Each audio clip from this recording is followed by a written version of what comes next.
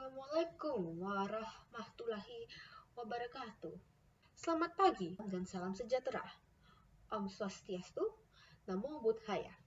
Yang terhormat pakar komunikasi, yang terhormat akademisi, yang terhormat penggiat literasi media, yang terhormat perwakilan industri teknologi, korban hoaks, dan tamu-tamu undangan lainnya. Selamat pagi. Mari kita bersyukur atas kehadirat Yang Maha Esa, atas rahmatnya untuk seminar pada hari ini. Saya, Felicia Limawal, mengucapkan terima kasih sebesar-besarnya telah dipercayai untuk berbicara tentang sebuah masalah yang merusak, yang merayap di dunia digital kita dengan kecepatan yang mengkhawatirkan. Masalah itu adalah hoaks. Tujuan kegiatan ini adalah untuk memberi wawasan mengenai hoaks dan bagaimana bahayanya di dalam masyarakat zaman sekarang, dan untuk memberi edukasi pada para pemuda dan pemudi yang diharapkan menjadi teladan bagi generasi dalam menghindari berita hoaks.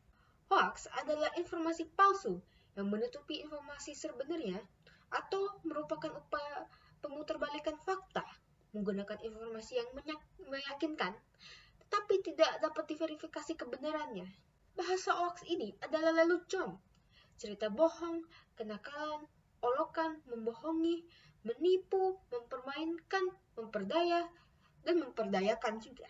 Dikatakan juga oleh ahli komunikasi dari Universitas Indonesia, Profesor Muhammad Alwi Dahlan, bahwa hoaks merupakan manipulasi berita yang sengaja dilakukan untuk bertujuan untuk memberikan pengakuan atas pemahaman yang salah.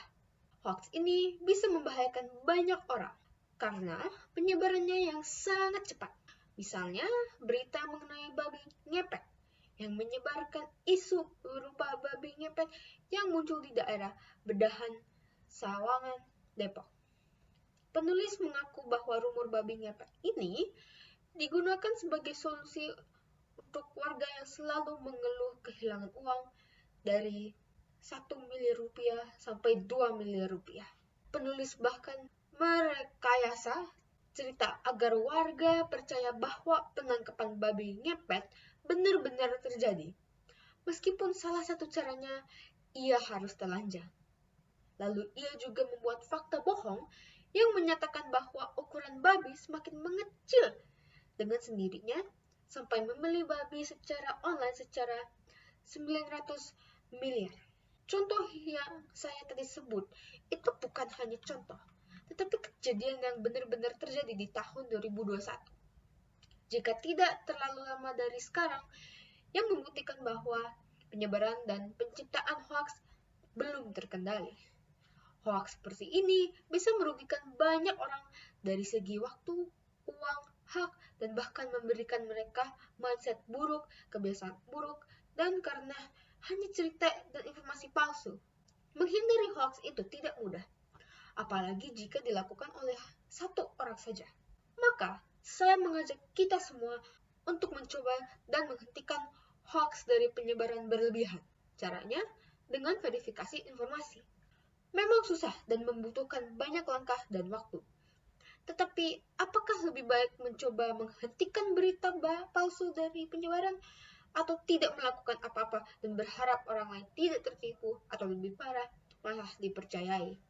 Hoax juga menargetkan orang-orang yang mudah putus asa atau bahkan sudah putus asa karena orang dalam keadaan ini tidak bisa memikir dengan lancar dan sangat ingin jalan keluar yang paling cepat dan efektif. Maka dengan hoax-hoax seperti pinjaman uang sangat efektif dalam keadaan ini. Hal ini memang tidak bisa dihindari oleh orang-orang dalam keadaan tersebut. Tetapi orang yang sekarang tidak dalam keadaan tersebut, seperti kami, bisa menghindarinya dari penyebaran pada keluarga, teman, bahkan orang dalam keadaan tersebut. Cobalah verifikasi setiap berita yang dikirim ke Anda. Periksa di website lain jika ada yang bisa di-backup dan apakah berita relevan di sosmed. Karena jika ada berita sangat besar, pasti akan ada perbincangan di YouTube, Instagram, dan lain-lain. Ada banyak sumber informasi lain yang bisa dipercayai. Maka mengapa tidak langsung periksa saja? Mengapa harus menunda atau bahkan tidak peduli? Jika kita tidak peduli, yang rugi bisa banyak, bahkan kalian sendiri. Maka, jika Anda tidak ingin dibohongi oleh hoax, jangan biarkan orang lain dibohongi juga dengan verifikasi. Dan jangan share ke orang lain jika tahu salah, agar berita tersebut tidak relevan lagi dan akan menghilang dengan sendirinya. Ingat, jika Anda mendapatkan sebuah berita palsu yang menyebar dengan cepat dan memanipulasi banyak orang untuk mempercayai hal yang tidak benar, tolong jangan disebar lebih. Sebarlah yang benar, beri wawasan ke keluarga, teman, jika berita itu benar atau tidak. Dan jangan bilang itu kalau salah. Jangan bilangin bahwa berita itu benar jika memang palsu. Hanya untuk keuntungan sendiri, bila untuk melihat drama, keuntungan uang, dan lain-lain. Pikirkanlah orang lain. Dan jika kalian bisa utamakan orang lain sebelum kalian sendiri, kita bisa membantu sesama dan menghindari berita-berita palsu seperti hoax dan penyebaran lainnya.